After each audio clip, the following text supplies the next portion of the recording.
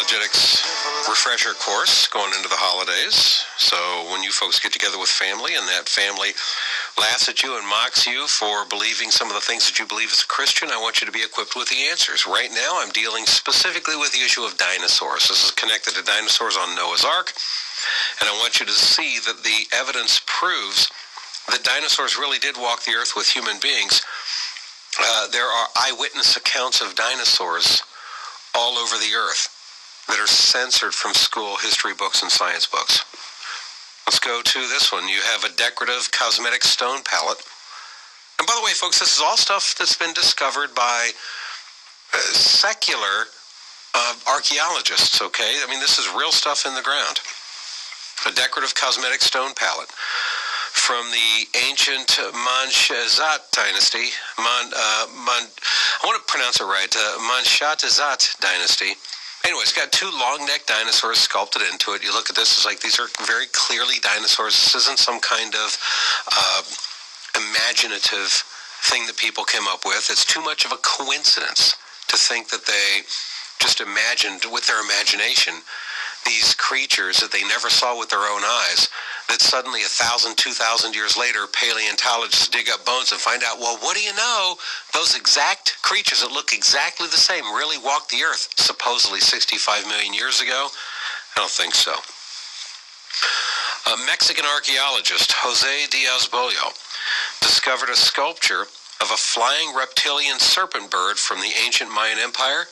Now, back in November of 1968, Science Digest reported this, and they entitled it, quote, Serpent Bird of the Mayans. Volume 64, page 1. Folks, remember, the serpent bird is an evolutionary process that was supposed to have occurred over 130 million years ago. In the National Bridges National Monument in Powell, Utah, there's old cave drawings from North American Indians, including one native Indian warrior and an apatosaur dinosaur. Again, that's in the Natural Bridges National Monument in Powell, Utah. This was from centuries ago, folks, actually about 1,000 years ago. In the Havasupai Canyon in Arizona, there's an ancient carved rock drawing of an Edmontosaurus dinosaur. How'd they know what an Edmontosaurus dinosaur looked like way back then, over 1,000 years ago?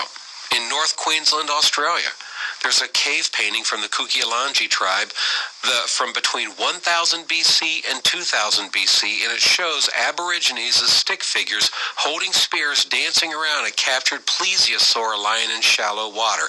This is actually reported in CEN Technical Journal, 1998, Volume 12, Number 3 on page 345. You can look at the image of the cave drawing yourself.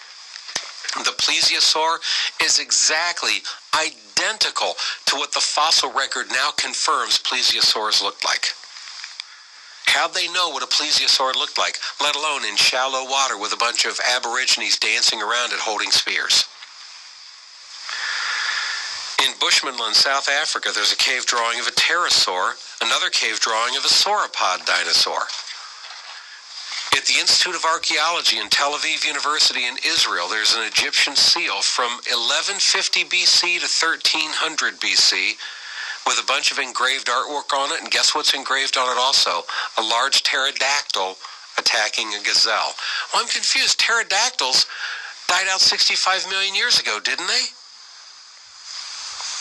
A little bit more of this I'll share with you next couple minutes from now here on the Bob Duco Show. And by the way, can I suggest, because I know there's a lot of you right now, every time I talk about stuff like this, people are like, Bob, don't talk so fast. I'm trying to write this stuff down as fast as I can. Folks, everything I'm telling you is compiled in my Top 10 Proofs CDs, okay? This one is from the Top 10 Proofs, Dinosaurs Lived with Man.